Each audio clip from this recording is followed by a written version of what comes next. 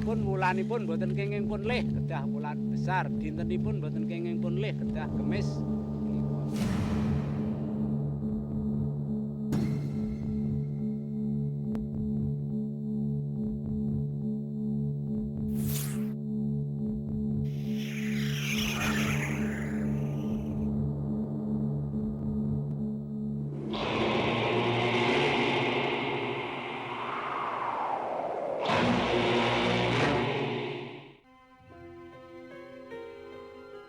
Di tempat pernah terjadi peristiwa besar menyangkut hidup dan mati.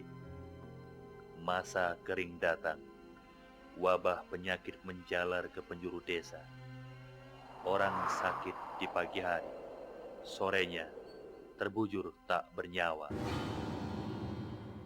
Orang-orang hilang akal, dan kepasrahan adalah bentuk akhir dari ketakberdayaan.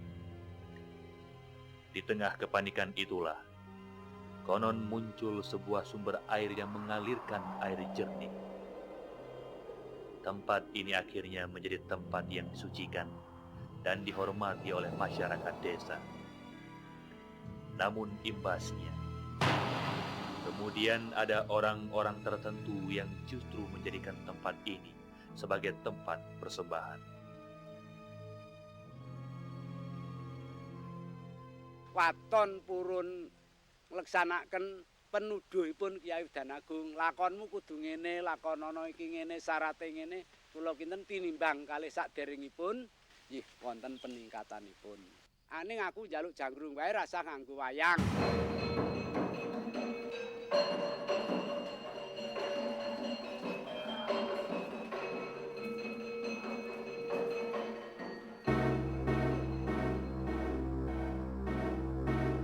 Selamat siang, Pak. Selamat siang.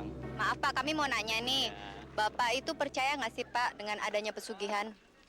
ya sedikit percaya, Mbak. Soalnya dari dulu itu kayaknya kok ada gitu loh.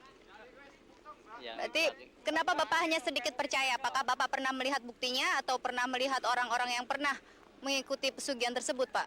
kalau buktinya itu belum pernah melihat, Mbak. Cuman dengar-dengar orang-orang dulu itu kayaknya ada gitu. Bapak tahu nggak dampak dari pesugihan tersebut, Pak? Kalau cerita dulu itu kayaknya ya pakai, kalau bahasa Jawa itu jer basuki mawa biya itu loh, Pak. Jadi ya, tiap ada keuntungan pasti ada apa yang kerugian itu untuk biaya itu loh. Tapi biasanya kalau masalah misteri itu biayanya bukan dibayar dengan harta gitu loh, Pak. Dengan nyawa ya? Ya dengan nyawa. Ada nggak, Pak, orang yang Bapak kenal kemudian menganut pesugihan? Misalnya saudara Bapak, tetangga Bapak. Belum pernah ya, Pak. Belum pernah ya?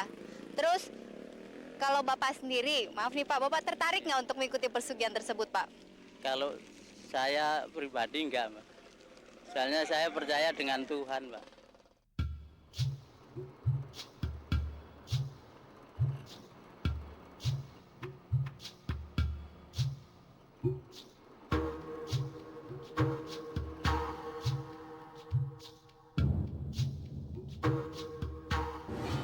Pemirsa, tempat ini sangat teduh. Hingga konon dikenal mampu meneduhkan hati seseorang yang sedang dilanda goncangan dan nasib buruk. Lalu, benarkah di tempat ini bisa memberikan atau memperlancar rezeki? Ikutilah di balik pesugihan berikut ini. Konon bagi mereka yang bersih hati, suci diri, bisa mendapatkan keberuntungan di sini. Bagi mereka yang tawakal, mungkin tempat ini hanya untuk merenungkan diri. Namun bagi mereka yang serakah dan lupa diri, tempat justru diyakini sebagai tempat untuk mencari pesugihan. Sebuah upaya datangkan harta dengan cara dan resiko yang sangat mendebarkan. Betulkah kata orang-orang bahwa si juru kunci dan pembantunya mampu menjembatani orang-orang dalam mencari pesugihan? Tak ada yang mampu membuktikannya secara pasti. Ternyata ada orang-orang yang mulai kembali meyakini tempat ini seperti dahulu kala. Ada orang yang percaya mampu mendapatkan pesugihan di goa ini.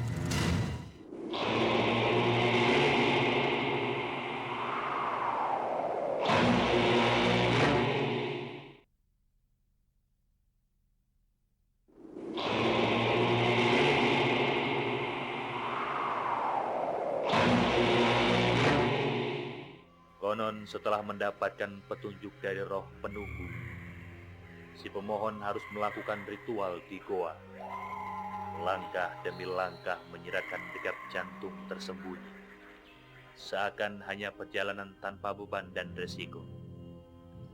Redup pohon dan angin semilir memberikan keteduhan.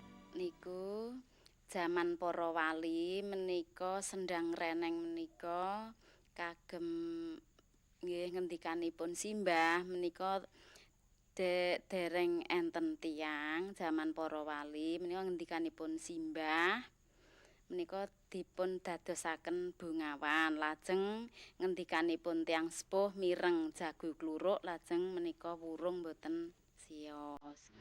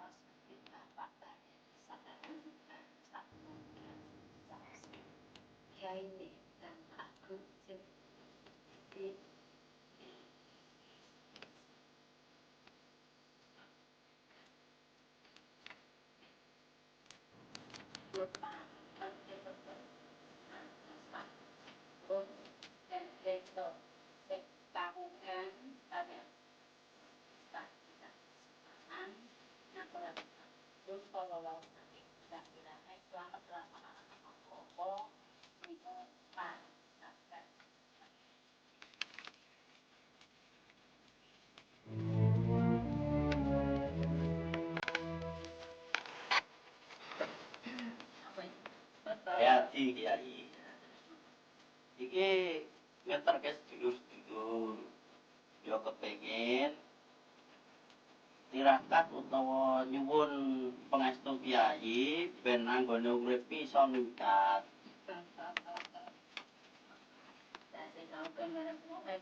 Melu Kiai. Wong takja men kabeh iki men yo iso. Terus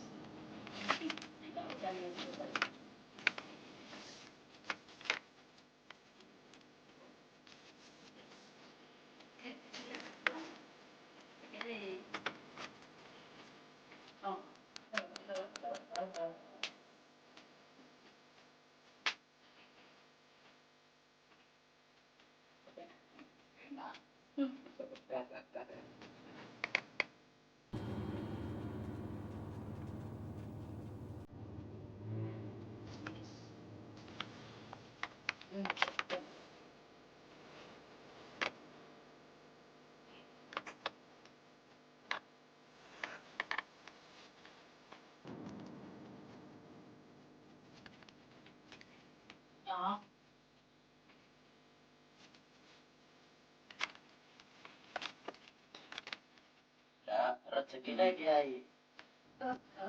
Yo sisan rezekine yo jongko piye?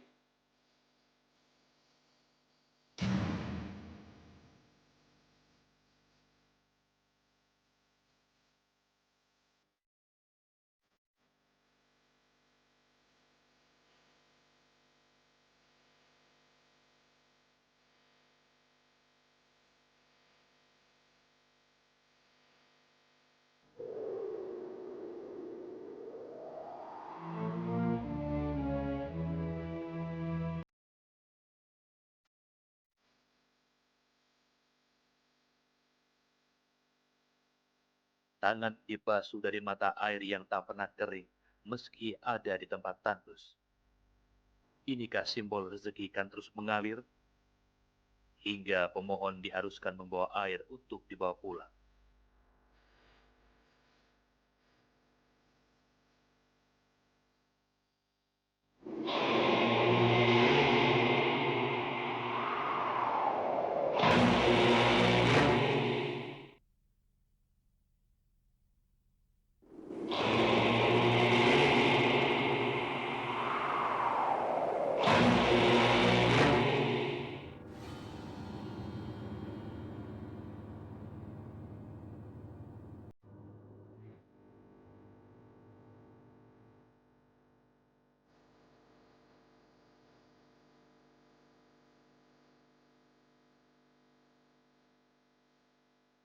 Disinilah, meski dalam kesederhanaan ritual, namun sebetulnya perjanjian mulai diberlakukan.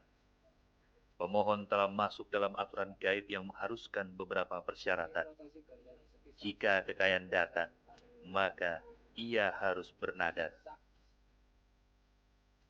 Menanggap wayang dan canggrung, serta rutin melakukan persembahan di goa ini. Wagi kula caos harum wonten ing papan iki sing kula caosi pisan sunurga poso sing tani urip tani tangan mas. Waktu limas nah, itu itu kasih berani cikal bakal sampemen Kyai Dana Kyai Tarik jadi itu terbuka dumadi sak putra sak garwa sak sabatipun. Namun, bukan satu lagi jadi pun barokah pambai pamuji berkalan pamuji wong sageta ngabulaken jungko lan panjenipun dadi ilo dinten suku wadi kaos baru wonten ing sendang kirene perlunipun putra wayah yang sak sampunipun dengar.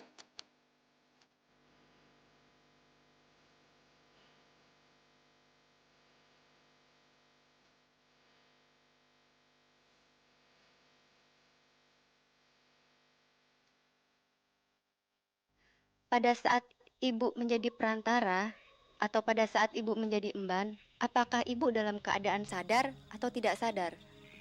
Mboten. Nggih mboten sadar. Jadi ibu tidak tahu apa saja yang ibu bicarakan, apa saja yang ibu omongkan kepada orang yang meminta pesugihan tersebut. Mboten sadar, nek kula nglantaraken nggih tasih sadar. Apakah ada sanksi ataukah ada sesuatu hukuman jika seseorang tersebut sudah mendapatkan kekayaan tersebut, Bu? Saumpamine kula menika nglantaraken tamu sik sami rawuh, saumpamine sampun kabul menika setahun sepindah kedah ngawontenaken dusun mriki menika setiap besar menika ngawontenaken ledek nggih janggrung menika lajeng tamu ingkang rawuh menika nggadahi pangertosan kalih Kyai Udan Agung sak garwa sak putra wonten ing bale dusun. Apakah ada perjanjian khusus dengan Kyai Udan Agung dengan orang yang meminta pesugihan tersebut?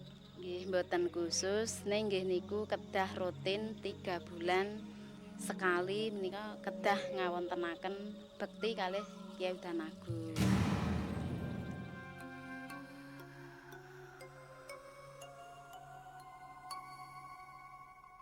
Konon ada orang yang pernah mengejar persugihan canggrung. Karena telah hilang akal, ia merasa segala apa yang dilakukan tak membuahkan hasil. Buntu hati dan mati semangatnya. Akhirnya ia mengambil jalan pintas, canggrung pun dikejarnya.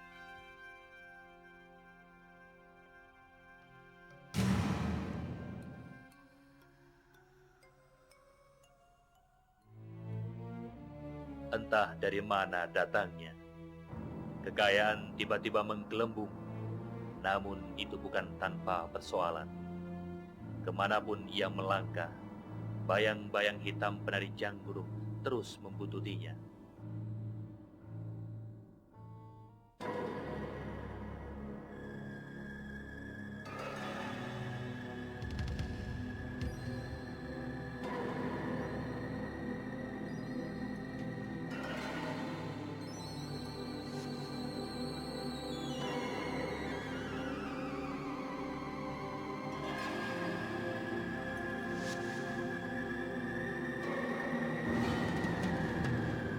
Kekayaan akhirnya menyilaukan mata dan hati. Ia melupakan dirinya. Ia menghempaskan segala janji dengan yang gaib. Apa yang didapat dengan cara yang tidak wajar akan berbuah ketakwajaran pula.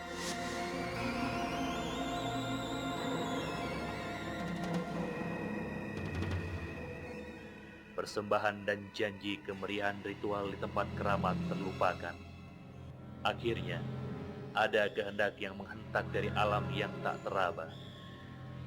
Datanglah suatu perasaan pertanggungan jawab yang datang, akibat harus segera ditanggungnya.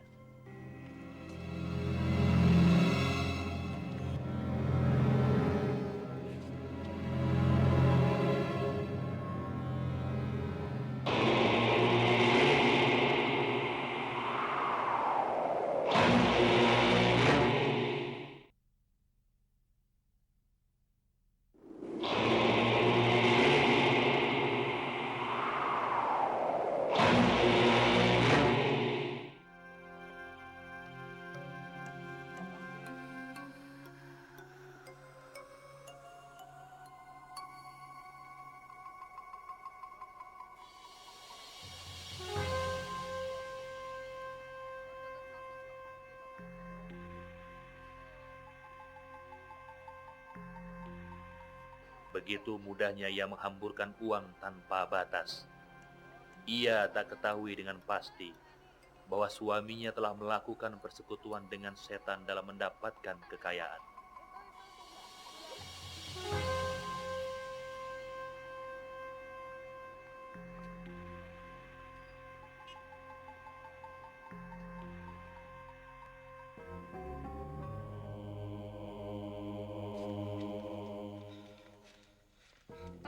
Apa, Pak? Pak, kenapa? Rasanya Kamu ini ngomong apa, Pak? kalau bagaikan apa?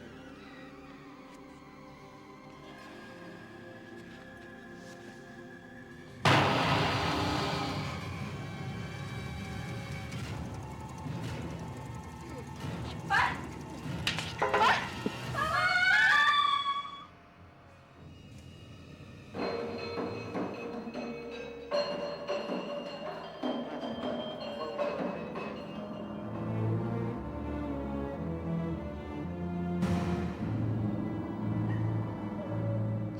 Inilah akhir dari penagihan janji.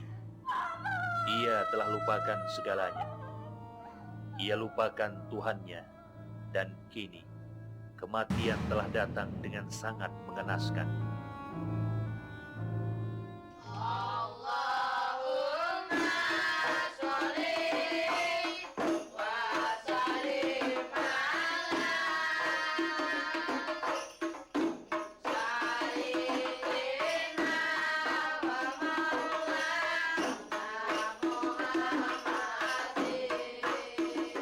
Akibat dari perilaku mencari harta dengan cara pintas, perdukunan, pesugihan, dan macam-macam itu, pertama dari segi agama, dan ini yang paling berbahaya, orang itu akan menjadi orang yang musyrik.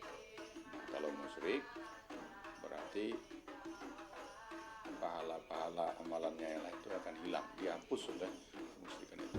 Tapi bisa jadi ada orang yang nggak peduli, mau masuk neraka, mau apa, terserah saja, yang penting di dunia ini dapat uang. Itu pun dalam jangka pendek di dunia ini sikap seperti itu berbahaya karena mengajarkan budaya malas, budaya jalan pintas. Orang tidak mau bekerja sungguh-sungguh, tidak mau belajar, tidak mau mencari keterampilan, tidak meningkatkan etos kerja. Maka nanti bangsa Indonesia ini semakin lama menjadi bangsa yang tidak berkualitas, ya. Jadi mengandalkan hal-hal yang bersifat mistik untuk mencari kekayaan. Nah, itu bisa menjatuhkan kehidupan kita semua.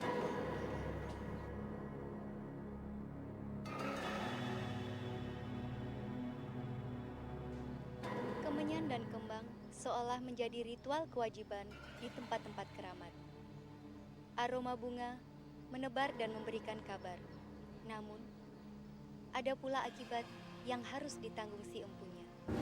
Begitulah tadi sebuah kisah di balik pesugihan.